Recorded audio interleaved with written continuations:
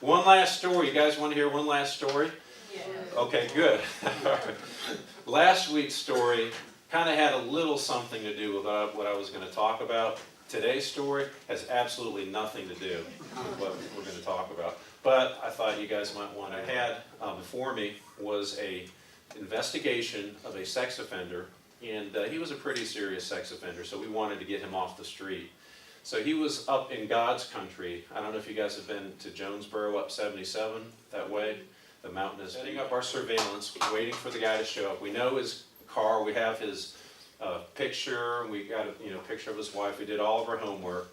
So we're conducting this surveillance, and I'm kind of like what they call the eyeball. I had the best look at the guy's property and his house. So what I was going to do is when I saw him, I was going to actually radio my partners and say, hey, come on up, the guy is here, he showed up, let's arrest him. So I'm in that eyeball position. We're waiting several hours, so sometimes when we wait a long time on surveillance, we'll look around and say, well, maybe I should interview somebody. So that's what I decided to do this day. I went up to the next door neighbor's house. You kind of look at the house and say, it's in pretty good shape, there's a flag on it. These are probably pretty good upstanding people, I'm going to talk to them. So I went up to the door, I parked in front of the house, and I went up to the door, talked to the guy. He couldn't really provide me anything that I could really use, so I went to get back in my car to reestablish my surveillance. So I put it in drive, and so I go forward, and I'm like, that's weird. So I got out of my car, went and surveyed the front of my car, and what I had done, unbeknownst to me, there was a little stump about this big, right?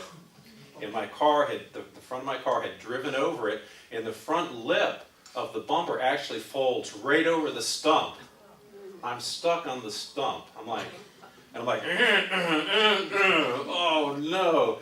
So, I get, into my trunk, I start looking around, I'm like, hey, I'm going to call my guys up.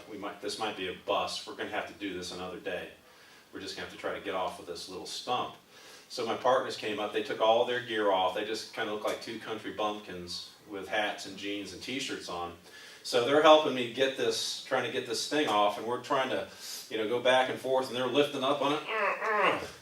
And then sure enough, I lift the bumper off of the stump, right?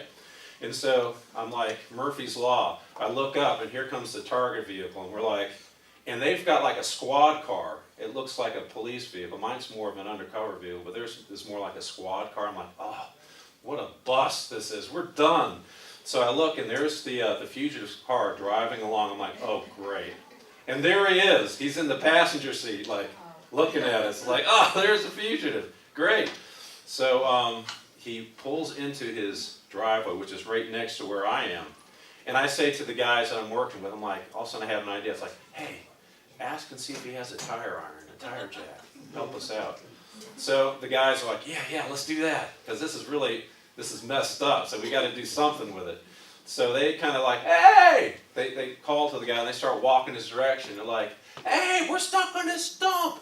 Do you have a tire iron for us so we can help? A tire jack can help us out, get this car off the stump.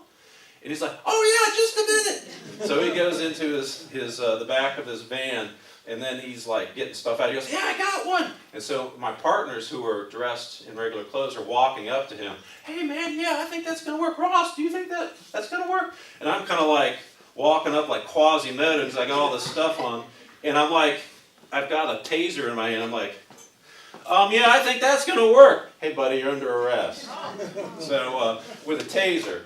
And so, he complied. So that was the humorous story. And of course, I had to write a Dear Chief letter after the accident, but he had a good laugh over it, so I didn't get in too much trouble. So that's my story, the tire jack Ploy, your last story.